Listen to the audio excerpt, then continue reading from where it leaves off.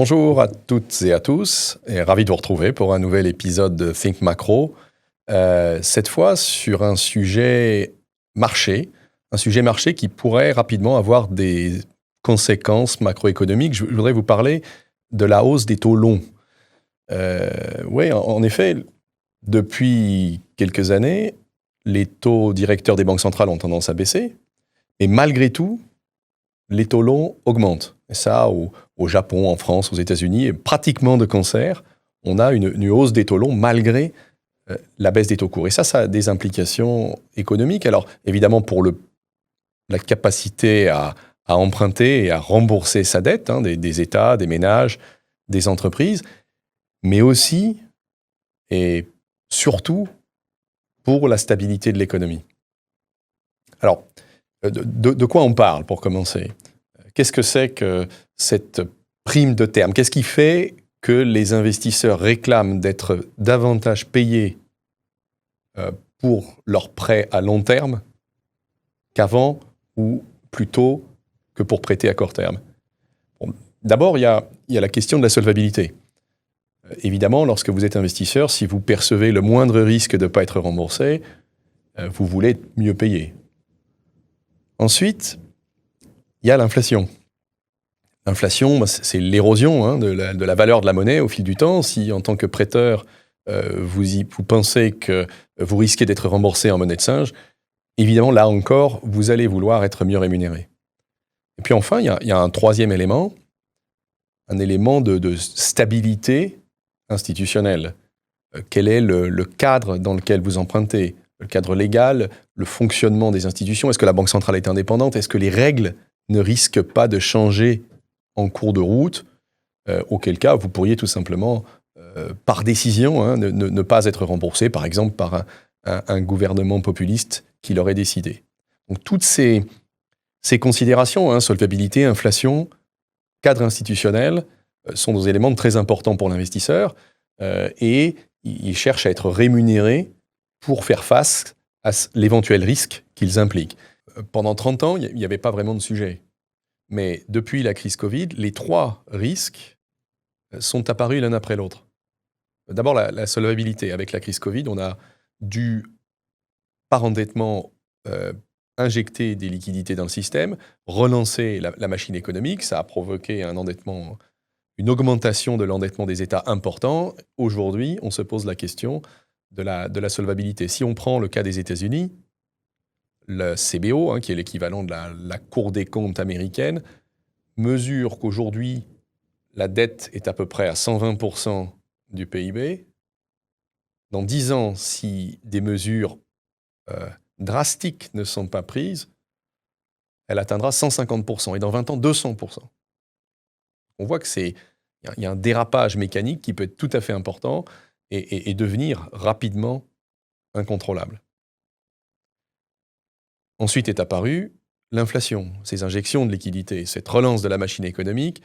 Ça a provoqué une réaccélération importante dans tous les pays en même temps. Ça a fait revenir l'inflation, on le voit depuis maintenant un peu plus de 3 ans, une inflation d'ailleurs qui semble pas si simple de contrôler aujourd'hui, qu'on imaginait un peu temporaire, elle ne l'est pas tant que ça.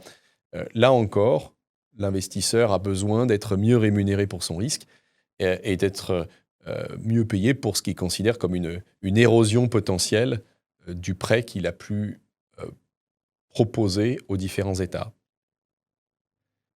Et puis plus récemment, ce sont les institutions qui sont mises en question. Ceux qu'on croyait les garants de l'orthodoxie économique, les autorités fiscales, monétaires des pays développés, où on pensait que tout ça était d'une grande stabilité, eh bien, c'est maintenant remis en question, au moins dans la discussion, dans le débat. On voit apparaître des pays qui creusent un déficit alors même qu'il y a de la croissance. C'est ce que les États-Unis ont fait, par exemple, en 2022-2023. On voit de l'influence des gouvernements sur les banques centrales qui peut se poser la question de leur indépendance. On voit des banques centrales qui tordent leur mandat, comme la Réserve fédérale qui dit aujourd'hui « j'ai un double mandat, mais je vais favoriser la croissance quitte à négliger un peu le contrôle de l'inflation. Donc on voit bien que ce cadre institutionnel, encore une fois, qui était considéré comme ultra solide et stable dans les pays développés, mais aujourd'hui, il l'est peut-être plus tout à fait. Et ça, encore une fois, à nouveau, ça mérite pour l'investisseur de long terme d'être mieux payé. Alors quand on additionne les 3 éléments, hein, solvabilité, inflation, stabilité institutionnelle, on a là 3 risques qui viennent de réapparaître, de revenir sur le devant de la scène, qui disent aux investisseurs « je dois être mieux payé pour prêter aux États ».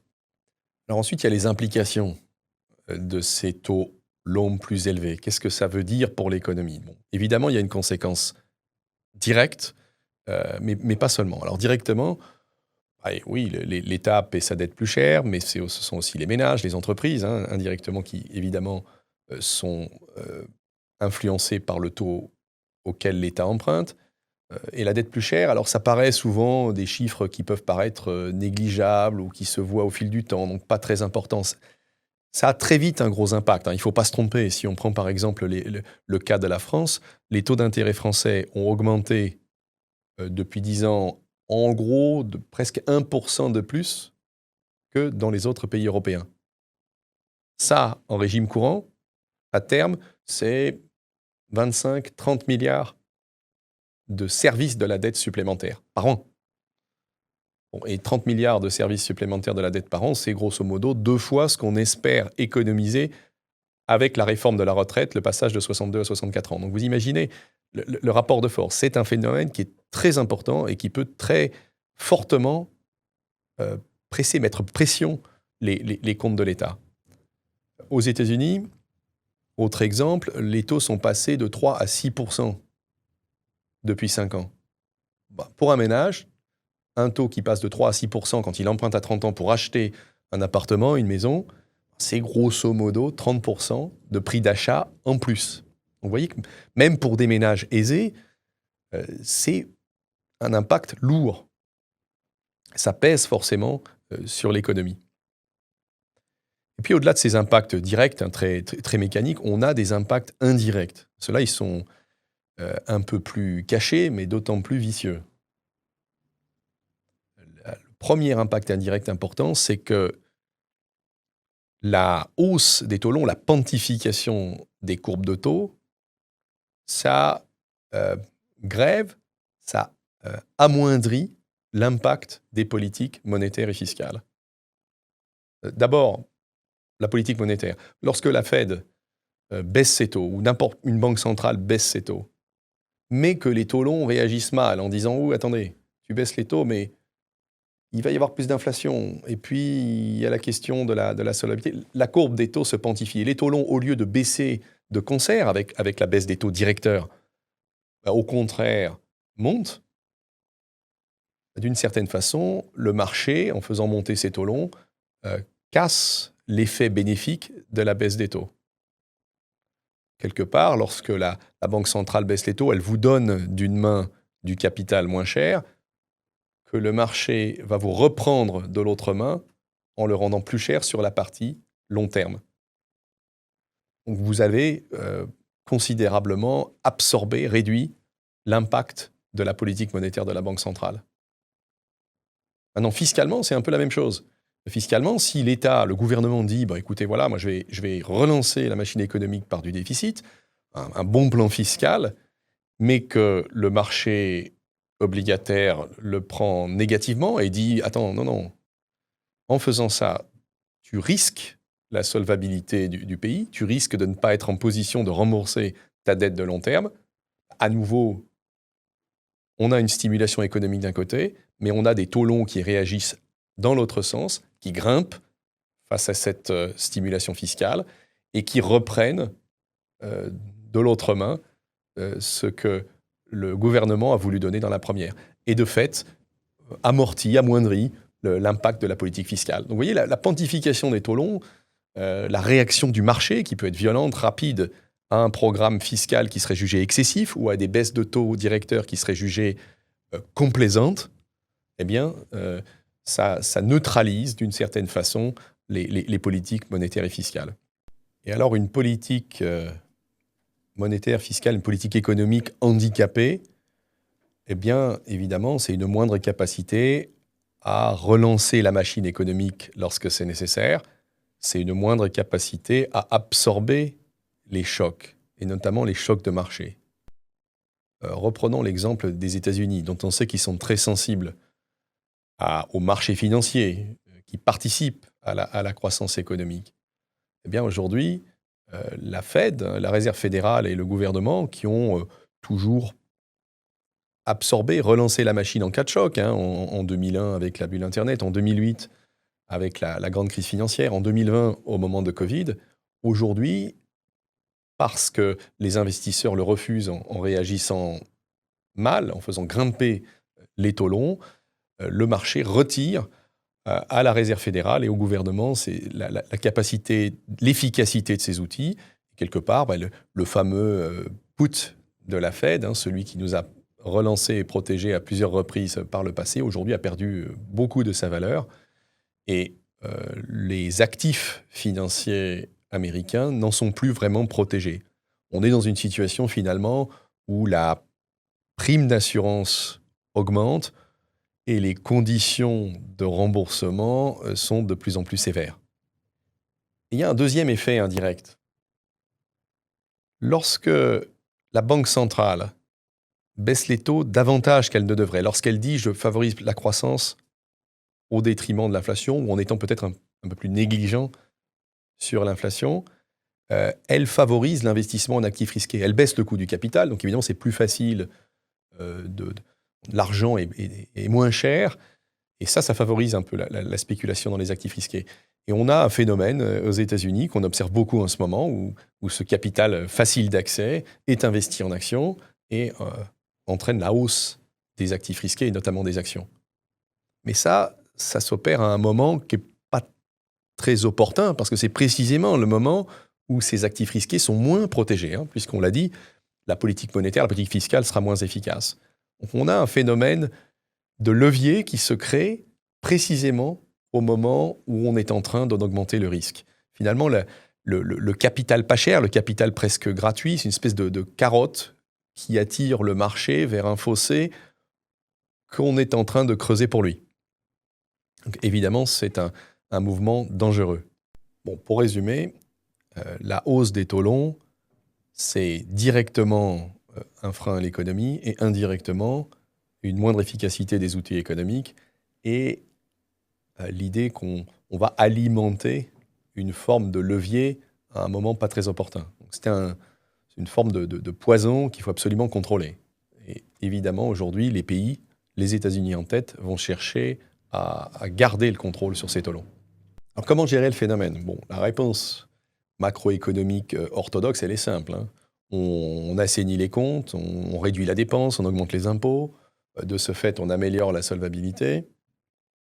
On a immédiatement une inflation qui a tendance à baisser par le ralentissement de l'économie. Et on assied une forme de crédibilité d'un pays bien géré. L'investisseur est heureux, il est prêt à être moins payé, c'est imparable. C'est imparable, sauf que politiquement, évidemment, c'est pas du tout populaire. Et précisément, les pays dont on parlait, la France, le Royaume-Uni, les États-Unis, en sont là précisément parce qu'ils ne sont pas en position, ils n'ont pas réussi à mettre en place des mesures aussi impopulaires qui leur auraient permis d'avoir l'intérêt des investisseurs pour ne pas les faire payer davantage leurs dettes. Alors, on peut aller vers des solutions différentes, mais forcément plus hasardeuses. Et en reprenant l'exemple des États-Unis, que font les États-Unis? Plutôt que d'aller vers un choc récessionniste important pour assainir les comptes, les États-Unis ont décidé de laisser un peu filer l'inflation. Et pourquoi pas, en corollaire, de laisser filer le change. Alors voilà une autre solution qui fonctionne aussi. Simplement, elle ne touche pas tout à fait les mêmes. Lorsque les États-Unis laissent filer l'inflation et acceptent qu'elle aille plutôt à 4% plutôt qu'à 2%, lorsque, de fait, par dévaluation de la monnaie, par l'inflation, elle affaiblit le dollar, l'économie américaine fait payer son ajustement les investisseurs étrangers, qui perdent deux fois, qui vont perdre d'abord parce que la valeur de leur dette est érodée, et ensuite parce que l'IBL en dollars, qui dans ce cadre se déprécie, va évidemment là aussi perdre une seconde fois de la valeur. Donc voilà la route que les Américains ont choisi de prendre. Bon, en somme, on spolie les investisseurs étrangers pour se redonner une forme de solvabilité, lorsque l'inflation est un peu plus élevée, la croissance nominale est un peu plus forte, donc la dette sur le PIB, la dette sur PIB est un peu plus facile à contrôler, mais ça se fait au détriment des investisseurs étrangers. Alors, c'est un phénomène que les Américains ont utilisé à plusieurs reprises par le passé. Ils ont cette force par le dollar, par l'importance qu'ils ont vis-à-vis du reste du monde, le besoin que le monde a de la sécurité américaine, des actifs américains. Ils ont cette possibilité, évidemment, de faire porter une partie du coût de leurs difficultés aux investisseurs étrangers. Pourquoi pas? Mais c'est un jeu difficile et c'est un jeu dangereux. Alors, difficile et dangereux d'abord parce que l'inflation, ça ne se décrète pas. L'inflation, quand on dit « tiens, je vais la laisser filer à 4 plutôt qu'à 2 », ça paraît simple, mais en réalité, à 4%, l'inflation, c'est un animal qui est extrêmement visqueux. Et à 4%, c'est beaucoup plus compliqué de la contrôler qu'à 2. C'est d'ailleurs précisément pour ça que les banques centrales ont, dans l'ensemble, choisi 2% comme objectif. Parce que à 2 ou en dessous, on garde le contrôle, ça ne peut pas vraiment déraper. À 4, c'est plus compliqué. Il y a un vrai risque que les anticipations des agents se désancrent et que finalement, ils se mettent à entrer dans un régime, dans une spirale dans laquelle ils intègrent une hausse des prix endémique et qui, sous forme de spirale, fasse déraper l'inflation. Et là, 4, 6, 10, elle accélère. Et on sait, par l'expérience économique, à quel point ça peut être compliqué alors d'en reprendre le contrôle. Après la décennie de l'inflation des années 70, il a fallu 10 ans de politique extrêmement sévère, extrêmement récessionniste aux États-Unis pour reprendre le contrôle de l'inflation. Donc en ce sens-là, les États-Unis en tête, d'autres pays sont tentés, mais les États-Unis en tête jouent un jeu tout à fait dangereux. Puis il y a un deuxième enjeu, un deuxième challenge. Il faut convaincre les investisseurs d'acheter cette dette. Et si vous en avez fuir certains, il faut en trouver d'autres. Et là, l'enjeu est vraiment de taille. On regarde des montants en jeu, de l'insolvabilité chronique. C'est l'artillerie lourde là qu'il faut sortir. Alors, aux États-Unis, ça a déjà commencé. On a déjà le Trésor qui émet sa dette sur des maturités plus courtes. La maturité moyenne de la dette américaine, elle est de 6 ans. Aujourd'hui, on a bien davantage d'émissions très courtes, même des bons du Trésor, 1 an, 2 ans, pour essayer de retirer un peu de pression sur les taux longs. C'est un premier moyen, d'une certaine façon, de contrôler la pression qui est exercée sur ces taux longs par les investisseurs. Mais évidemment, c'est un jeu un peu dangereux, une forme de fuite en avant, parce que la maturité moyenne est déjà très courte. On ne peut pas faire ça à l'infini, elle se raccourcit, donc il faut renouveler de plus en plus fréquemment. Donc, si vous voulez, c'est une réponse qui ne peut fonctionner qu'un temps. On a, encore plus récemment, ça a été annoncé il y a quelques jours, la Réserve fédérale a dit, voilà, je vais interrompre mon programme de revente de la dette que j'ai accumulée avec les différents programmes d'assouplissement après la grande crise financière, après Covid. Bon, ce programme a été interrompu plus tôt que prévu. Pourquoi pas, là aussi, moins de pression pour les taux longs, moins d'offres de dette sur le marché. Mais la contrepartie, c'est qu'on se retrouve avec une réserve fédérale, une banque centrale, dont le bilan va rester très important, ce qui forcément la fragilise. Et parce que finalement, étant donné l'insolvabilité chronique, la trajectoire de tendance de la dette, tout ça suffira pas. Il faudra probablement trouver d'autres investisseurs. Alors les forcer, les inciter. On peut penser notamment aux banques, aux institutions financières, qu'on peut inciter à acheter la dette de l'État en réduisant, par exemple, le coût du capital dans les bilans. Alors ça, c'est des sujets qui sont discutés, débattus, mais documentés depuis un moment. Il reste finalement qu'à appuyer sur le bouton et on retrouvera là, aux États-Unis, un acheteur providentiel qui pourra investir dans la dette de l'État et contenir la hausse des taux longs. Lorsqu'elle contrôle la courbe des taux d'intérêt, lorsqu'elle galvaude l'efficacité monétaire de la politique monétaire et de la politique fiscale, l'administration américaine fait porter un risque plus grand pour l'investisseur.